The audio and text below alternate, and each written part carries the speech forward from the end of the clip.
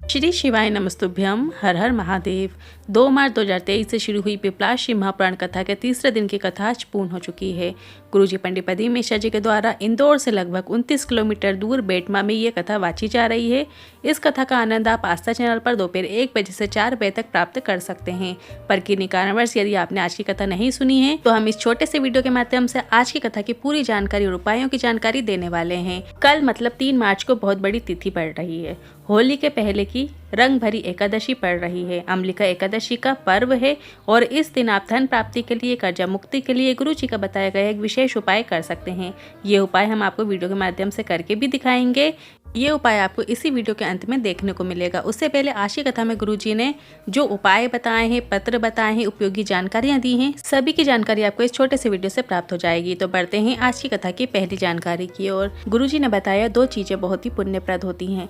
किसी वृक्ष के आसपास क्यारा बनाकर उसमें पानी देना, और दूसरा होता है घर में अगर तुलसी है तो उस पौधे को बहुत तेज धूप में कोई कपड़े से ढक देना या कोई छांव की जगह में रख देना बहुत पुण्य का काम है। ये 2 चीजें आप अपने जीवन में उतारिए। ते हैं दूसरी जानकारी की ओर। बेलपत्र की पत्ती में अगर डूंठ है या चक्र है और ऐसी बेलपत्र को हम शिवलिंग पर अर्पित कर देते हैं तो इस प्रकार से अर्पित की गई बेलपत्र का शिवलिंग पर अर्पित करने से हमें कोई फल प्राप्त नहीं होता। इस प्रकार की बेलपत्र शिवलिंग पर अर्पित ना करें, इस बात का आपको ध्यान रखना है। मतलब जो डूंठ है, डंठल है, उसको तोड़कर फिर बेलपत्र को आपको अर्पित करना है।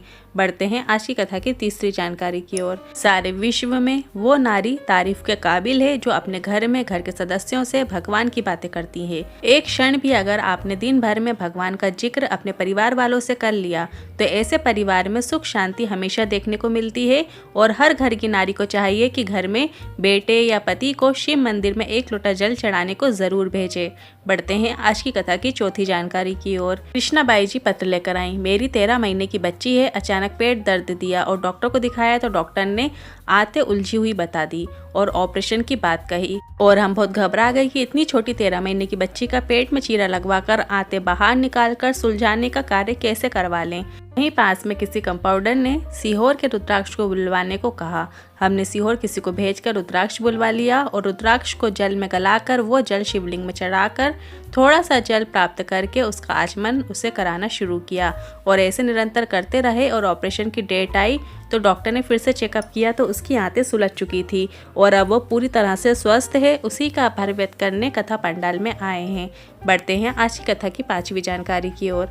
जीवन में जब भी दुख आए तो किसी के सामने आकर रोने की जरूरत नहीं है। कष्ट आने पर आपको सीधा 1 लोटा जल लेकर शिव मंदिर पहुंच जाना है और जल चढ़ा देना है। जब दुनिया के सभी लोग कष्ट देने लगें तो ये विश्वास रखना कि वो आएगा और तुम्हें कष्टों से जरूर दूर करेगा। बस अपना विश्वास प्रबल रखिए। बढ़ते हैं आज की कथा की 6वीं जानकारी की ओर। उमा जी पत्र लेकर आई।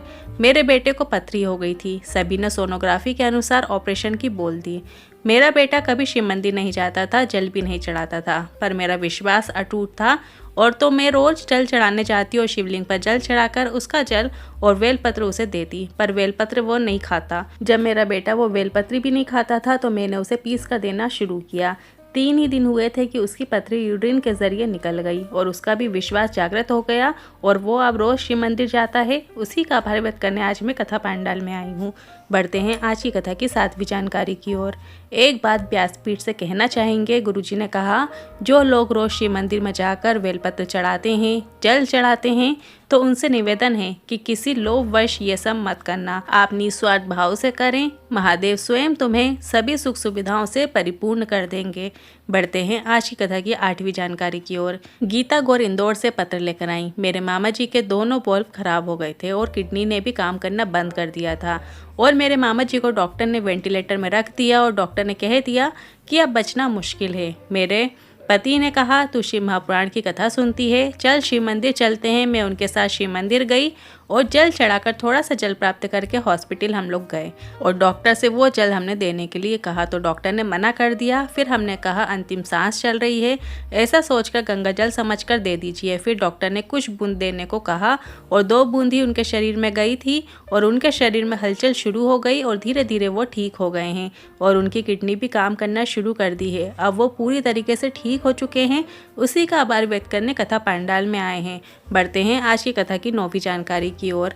अभिषेक परमार इंदौर से पत्र लेकर आए। 12वीं कथा के बाद मैंने सोचा बिजनेस किया जाए, पर कुछ समय चलने के बाद ही वो बंद हो गया। मैं हर तरफ से हार गया। माँ ने शिवलिंग पर जल चढ़ाने को कहा।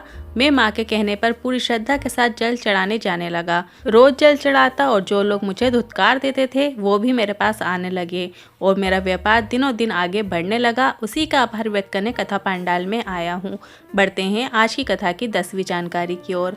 शिव तत्व का सबसे बड़ा लक्षण है मंदिर में दिया लगाओ ना लगाओ, जल चढ़ाओ या ना चढ़ाओ, फूल चढ़ाओ या ना चढ़ाओ, पर किसी की दुख की घड़ी में तुम अगर उसके पास जाकर खड़े हो जाओगे उसके चेहरे में प्रसन्नता हो जाएगी। इस प्रकार से किसी के चेहरे में प्रसन्नता लाने से आपको मंदिर में पुष्प चढ़ाने से अधिक फल की प्राप्ति होती है। और शिव जी को प्रसन्न करने का सबसे बड़ा तत्व ये है, आप किसी के चेहरे पर प्रसन्नता लाओगे तो महादेव की कृपा आपको प्राप्त होना निश्चित है। पढ़ते हैं आज की कथा की 11वीं जानकारी की ओर। एक व्यक्ति भजन करता है तो भगवान के लिए करता है और एक व्यक्ति दिखावे के लिए करता है। मतलब दो प्रकार के व्यक्ति होते हैं। एक व्यक्ति जो कि भजन करता है वो भगवान के लिए करता है और जो दूसरा व्यक्ति होता है वो भजन दिखावे के लिए करता है। अगर आप शिव मंदिर जा रहे हैं तो ये सोचकर मत जाना कि हमें कौन देख रहा है, बल्कि आपको ये सोचकर जाना है कि मंदिर में महादेव मुझे देख रहे हैं और मैं महादेव को देख रही हूँ। बढ़ते हैं आज की कथा की 12वीं जानकारी की ओर। शिव जी राम चौहान पत्र लेकर आए। गुरुजी, मेरी छोटी लड़की जिसके घर में 3 लड़कियों ने जन्म लिया, बच्चेदानी में उसकी एक ट्यूब फट गई थी, खराब हो गई थी। डॉक्टर ने उसे संतान सुख नहीं होगा ऐसा कह दिया था। उसकी आंखों में आंसू रहते थे। एक पुत्र हो जाता तो अच्छा होता, वो ऐसा सोचती थी। गुरुजी, पशुपतिनाथ व्रत का क्या वर्णन करूं? पड़ोसी के कहने पर पशुपतिनाथ व्रत किया और 3 ही पशुपतिनाथ व्रत हुए और बेटी का गर्भ ठहर गया और उसे पुत्र रत्न की प्राप्ति हुई है। पर बच्चे में डॉक्टर ने कमजोरी बता दी थी, हाथ पांव से विकलांग बताया और फेफड़े काम नहीं कर रहे थे ऐसा बताया था। ऐसा सुनते ही हमने कुबेरेश्वर धाम से रुद्राक्ष लेकर आ गए। बहुत प्रार्थना करने के बाद हमें रुद्राक्ष मिला और उस रुद्राक्ष को जल में गलाकर उस जल को बच्चे के शरीर में लगाना शुरू किया और हमारा बच्चा हाथ पांव से भी कार्य करने लगा है और उसके फेफड़े भी कार्य करने लगे हैं और वह पूरी तरह से स्वस्थ हो गया है। उसी का आभार व्यक्त करने हम कथा पंडाल में आए हैं। बढ़ते हैं आज की कथा की 13वीं जानकारी की ओर। गुरुजी पंडित प्रदीप मिश्रा जी की जो अगली कथा है, जो कि इस बेटमा के बाद रहेगी, वो गाजियाबाद में होगी और उस कथा की डेट रहेगी 14 मार्च से 20 मार्च तक गाजियाबाद में होगी। अभी इस कथा का एड्रेस हमें प्राप्त नहीं हुआ है कि ये कथा कहाँ होने वाली है। गाजियाबाद में होने वाली इस कथा का एड्रेस हमें जैसे ही प्राप्त होगा हमें वीडियो के माध्यम से इसी चैनल में आप तक पहुँचा देंगे। बढ़ते हैं आज की कथा की 14वीं जानकारी की ओर। कल है 3 मार्च और रंग भरी एकादशी और आमलिका एकादशी का पूरा लाभ प्राप्त करने के लिए आपको धन प्राप्ति का महा उपाय करना है।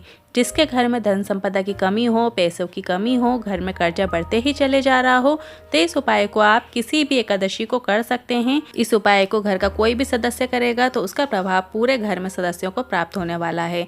आपको एक कलश में गंगा जल भर लेना है, पर आपके पास पर्याप्त मात्रा में गंगा जल ना हो तो आपके पास जो भी जल है, जो भी पानी है, जल है, उसे आप एक अपने जल कलश में भर लें और उसमें कुछ बूंदे गंगा जल की डाल लें। इसके बाद आप इस जल कलश में 7 बेलपत्र डाल लीजिए।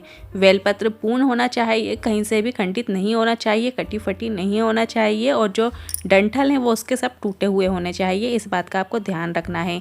मतलब जो 7 बेलपत्र के डूंठ है, डंठल हैं, उनको भी आप तोड़ लीजिए। इसके बाद 7 बेलपत्र एक एक करके आपको जल कलश के अंदर रख लेना है। अब इस कलश को लेकर आपको शिवालय जाना है और नंदी भगवान का जो उठा हुआ चरण है, उठा हुआ पैर है, उस कलश का जल जो है वो नंदी भगवान के उठे हुए चरण में आपको अर्पित कर देना है।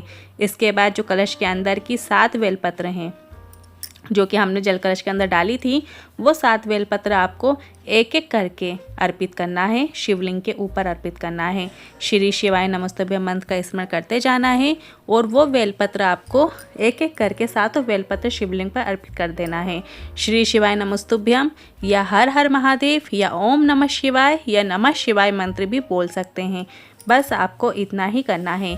ये उपाय आपको 3 से 4 एकादशी करके देखिएगा। घर में पैसों की तंगी दूर होगी और कर्जे से मुक्ति मिलेगी।